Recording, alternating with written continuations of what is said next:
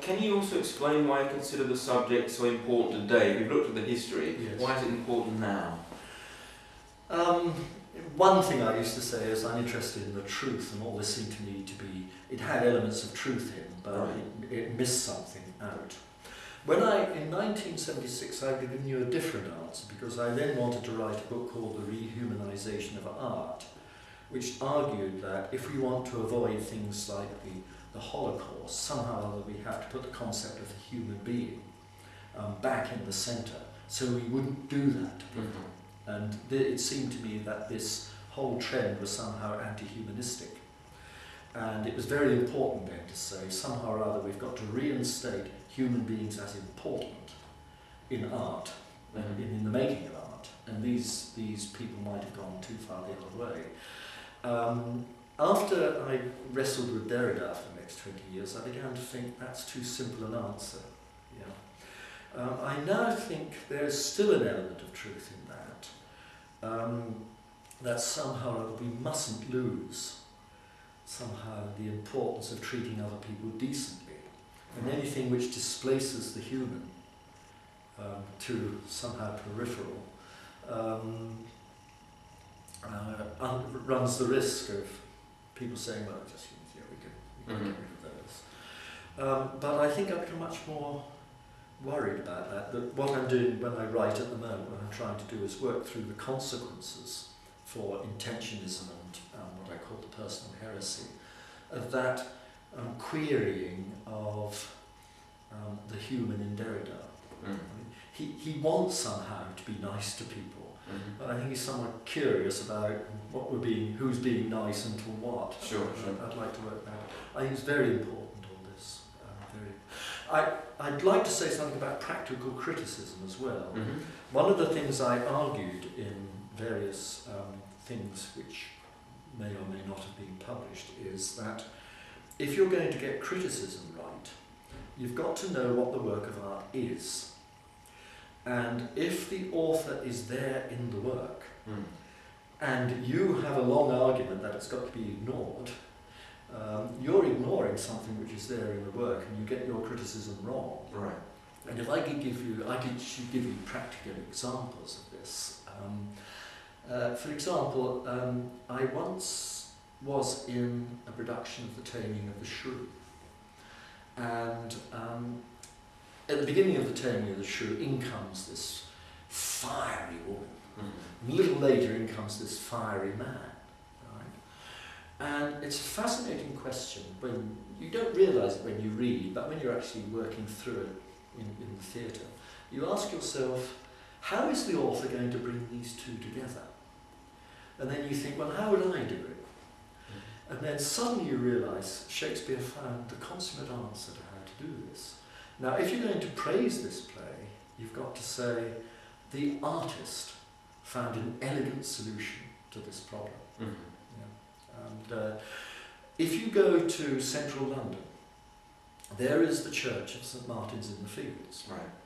Well, St Martin's in the Field solves a problem which artists wrestled with when the classical came back into English church architecture. How do you combine the classical portico with the tower? And all over England there are botched attempts to do it. And the man who did it in London found a way of doing it. And when you look at that, you want to say, there you see the mind of the artist at work. He solved that problem. Right. And you say, he found an elegant solution.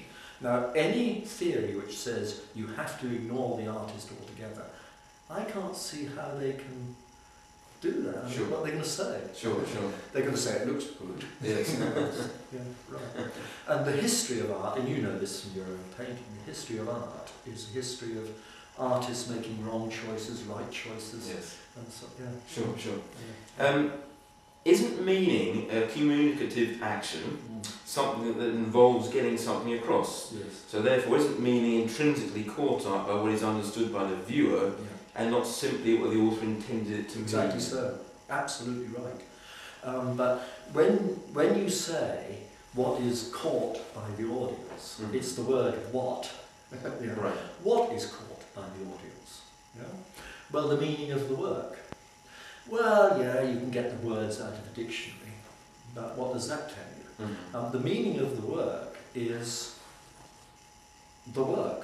Mm-hmm. Now, if, as I think, the work and the author are inseparable, you can only get the work by getting the presence of the author in the work. Sure, you do that through the meaning of the words, but what you get through the meaning of the word is the communicative act of a human being to you.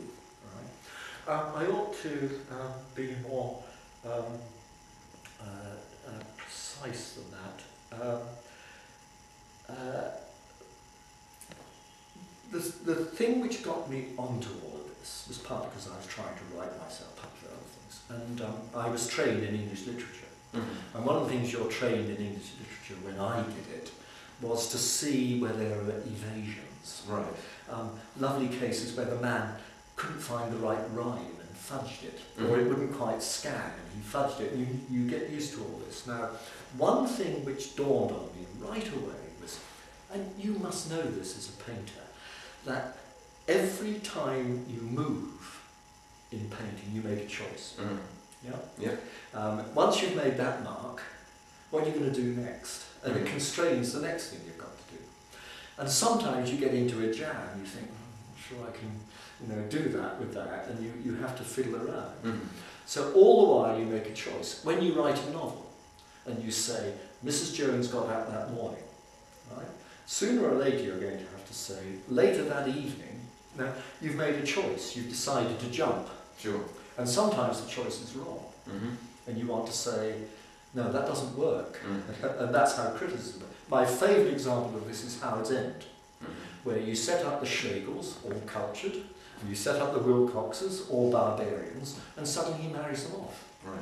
And you think, can't do that. Mm-hmm. And there you want to say it's clumsy. Right.